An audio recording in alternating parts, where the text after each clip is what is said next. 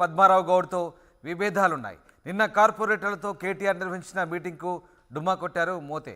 ఈ నేపథ్యంలో పార్టీ నేతల తీరు ఇబ్బంది గురిచేస్తుందని మోతే శోభన్ రెడ్డి తన అభిప్రాయం వ్యక్తం చేసినట్టు తెలిసింది. కనీసం 2 నిమిషాల అపాయింట్మెంట్ కూడా ఇవ్వకుండా పార్టీ పెద్దలు అవమానిస్తున్నారని ఆవేదన వ్యక్తం చేసినట్టు తెలుస్తుంది. ఇప్పటికే కాంగ్రెస్లో మాజీ డిప్యూటీ మేయర్ ఫసియుద్దీన్ చేరిన నేపథ్యంలో తాజాగా డిప్యూటీ మేయర్ మోతే శోభన్ రెడ్డి కాంగ్రెస్లో చేరేందుకు రంగం సిద్ధం చేసుకుంటున్నట్టుగా తెలుస్తుంది.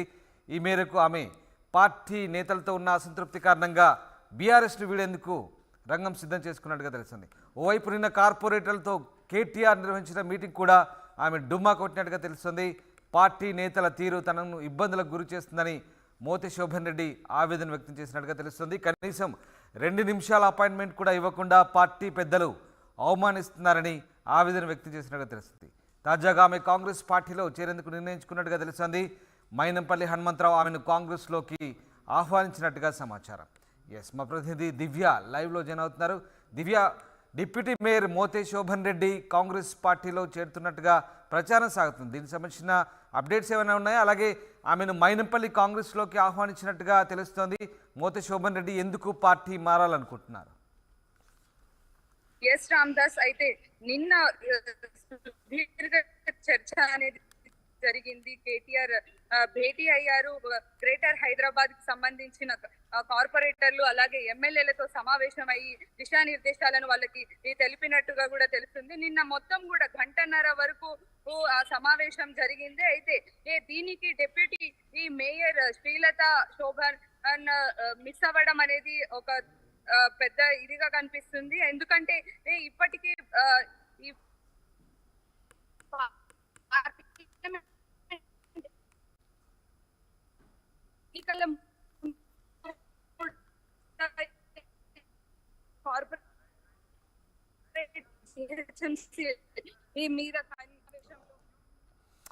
Right, thank you very much Divya, thanks for the update. ఇది మొత్తం మీద గ్రేటర్ హైదరాబాద్ పై అయితే కాంగ్రెస్ ఫోకస్ పెట్టింది. వరుసగా కార్పొరేటర్లకు కాంగ్రెస్ గాలం వేస్తోంది.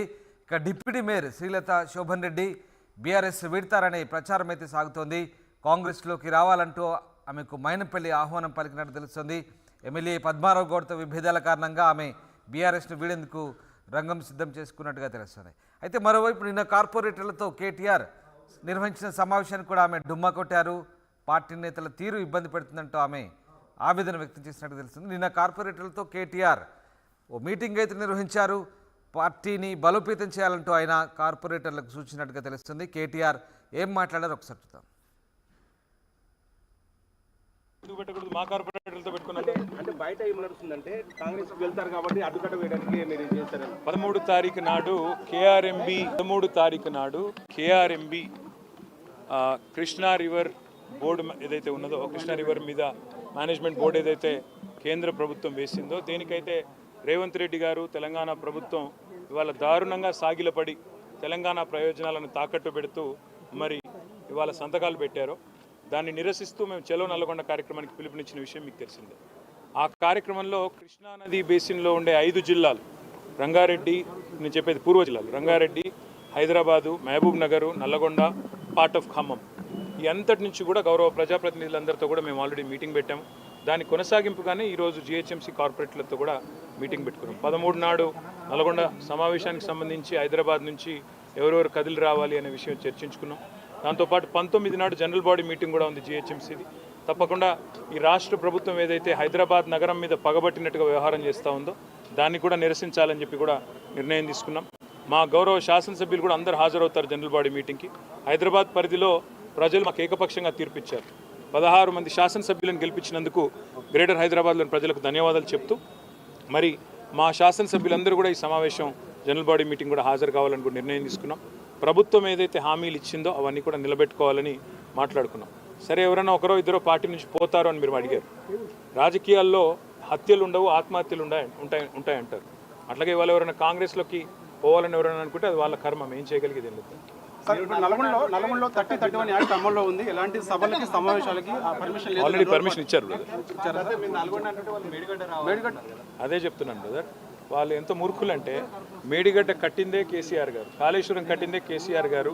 అల్టిమేట్గా కాళేశ్వరం అనే ప్రాజెక్టులో వాళ్ళకు ఆ తెలియదు ఏది తెలియదు. ఎందుకంటే కాళేశ్వరం ప్రాజెక్టు యొక్క గొప్పతనం తెలుసుకోవాలని వారు అనుకుంటే తప్పకుండా వాళ్ళు వెళ్ళొచ్చు, చూడవచ్చు. ప్రపంచంలోనే అతిపెద్ద లిఫ్ట్ ఇరిగేషన్ ప్రాజెక్టు కాళేశ్వరం. దానిలో ఒక మేడిగడ్డ బరాజ్లో ఏదో చిన్న సమస్య వస్తే దాన్ని భూతద్దంలో పెట్టి కాళేశ్వరం ఫెయిల్ అయిందని ఎవరైనా చెప్పాలనుకుంటే అది వాళ్ళ మూర్ఖత్వం అవుతుంది. ఎందుకంటే సూర్యుడి మీద ఉమ్మేస్తే వచ్చి మన మొహం మీద పడుతుంది. కాళేశ్వరం ప్రాజెక్టు యొక్క ఒక్కసారి మొత్తం డెప్త్ ఏంటనేది వాళ్ళు అర్థం చేసుకుంటే ఎన్ని బరాజులు ఉన్నాయి, ఎన్ని పంప్ హౌజెస్ ఉన్నాయి, ఎన్ని గ్రావిటీ కెనాల్స్ ఉన్నాయి, ఎన్ని టన్నల్స్ ఉన్నాయి, ఇది వాళ్ళు ఒకసారి చూసి తెలుసుకొని కొంత ఇంగిత జ్ఞానం కూడా తెచ్చుకుంటే కాంగ్రెస్ వాళ్ళకు కూడా మంచిది. మీరు వెళ్తారా సార్? ఇప్పుడు ఆహ్వానం ఇస్తాం, బీఆర్ఎస్ కూడా ఉన్నారు. మేము కట్టిందే మేము స్వామి, వాళ్ళు చూడాలి, మేంగా చూడాల్సింది. ఈరోజు నేను మీకు కానీ రాష్ట్ర ప్రజలకు కానీ చేసే విజ్ఞప్తి ఏమంటే కాళేశ్వరం ద్వారా వచ్చిన పంటలు, కాళేశ్వరం ద్వారా పండిన పంటల వల్లనే తెలంగాణ ఈరోజు భారతదేశానికి ధాన్య భాండాగారం అయింది, అన్నపూర్ణగా మారింది. కాబట్టి కాళేశ్వరం సక్సెస్ గురించి కొత్తగా మాకు చెప్పాల్సిన అవసరం కానీ అందులో ఏమైనా చిన్న చిన్న లోపాలు ఉంటే ప్రభుత్వం దగ్గరే మొత్తం అధికార యంత్రాంగం ఉంది, దాన్ని మంచిగా పూర్తిగా సవరించమనండి. చక్కగా ఎక్కడన్నా చిన్న లోపాలు ఉంటే ఎత్తి చూపమనండి, మాకు అభ్యంతరం లేదు.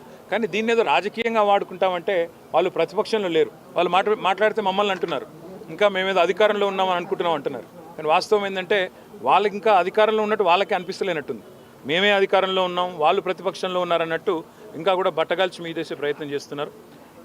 ఏ ఎంక్వైరీ అయినా చేసుకోండి అని పోయిన శాసనసభ సమావేశాలను చెప్పాం. ఇప్పుడు కూడా అదే మాట మీద ఉన్నాం. ఎక్కడైనా తప్పులు జరిగితే బయట పెట్టండి, ప్రజల ముందు పెట్టండి, మాకు అభ్యంతరం లేదు. ఎక్కడైనా లోటుపాట్లుంటే, ఇంజనీరింగ్ లోటుపాట్లుంటే సవరించండి, ప్రభుత్వం మీచి. అంతేగాని ఒక అద్భుతమైన ప్రాజెక్టుని ఇవాళ బట్టగాల్చి మీదేసి దాన్ని ఏదో బ్రష్ పట్టిద్దాం అనుకుంటే అది మీ అమాయకత్వం మాత్రమే. చాలా మంది ఐఏఎస్ల మీద ఆరోపణలు వస్తున్నాయి, దీని మీద ఏముంది స్పందన? ఐఏఎస్ల మీద అధిక ఆరోపణలు వస్తే చర్యలు తీసుకోండి, తప్పేముంది. ఐఏఎస్ల మీద వచ్చిన ఇప్పుడు సింపుల్ బ్రదర్, ఈ రాష్ట్రాన్ని నడుపుతున్న వ్యక్తే ఓటుకు నోటు కేసులో దొరికిపోయిన వ్యక్తి, ఓ క్రిమినల్. ఇక ఆయనకు క్రిమినల్ ఆలోచనలు తప్ప వేరే ఉండవు. ఆయన ఒకవేళ ఎవరి మీద అయినా ఏదైనా చర్యలు తీసుకోదలుచుకున్నా, ఎవరినైనా ఏదైనా చేయదలుచుకున్నా నిరభ్యంతరంగా చేసుకోవచ్చు. అధికారం వారి చేతిలో ఉంది. ఈసారి జల్లిపాడు మీటింగ్కు ఎమ్మెల్యేలు వస్తారా? మామూలుగా అయితే రావాలి, తప్పకుండా వస్తారు. ఎక్స్ అఫీషియో మెంబర్స్ ఎవరు కూడా ఆపలేరు కదా. ఆల్ ఎక్స్ అఫీషియో మెంబర్స్, మాకు ఎమ్మెల్యేలు ఉన్నారు, ఎమ్మెల్సీలు ఉన్నారు, రాజ్యసభ మెంబర్స్ ఉన్నారు. మరి ఏంటి సీఎం కలిసింది ఇష్యూ వచ్చింది టాపిక్ దేనికి లేదు అట్లా ఇవాళ నేను ఒక దీనిగా కలవడం జరిగింది. ఎస్, అది మా ప్రెసిడెంట్ గారికి కూడా తెలుసు. అది అబ్సల్యూట్లీ మేము జనరల్ బాడీ గురించే కలిసాం కదండి. ఆ రోజు వెరీ క్లియర్ గా కూడా ఆ రోజు స్టేట్ లేదు, వాళ్ళ ఇంట్లో వెడ్డింగ్ ఉంది. నేను అది కాకుండా కూడా కొందరు ఇంట్లో, కొందరు హాస్పిటల్లో ఉన్నారు, ఒక ఇద్దరు ముగ్గురు. But absolutely it is personal దీంతోనే అండి. నథింగ్ ఇలా పార్టీ మారడంలో ఎవరు కూడా లేరు. ఓకే.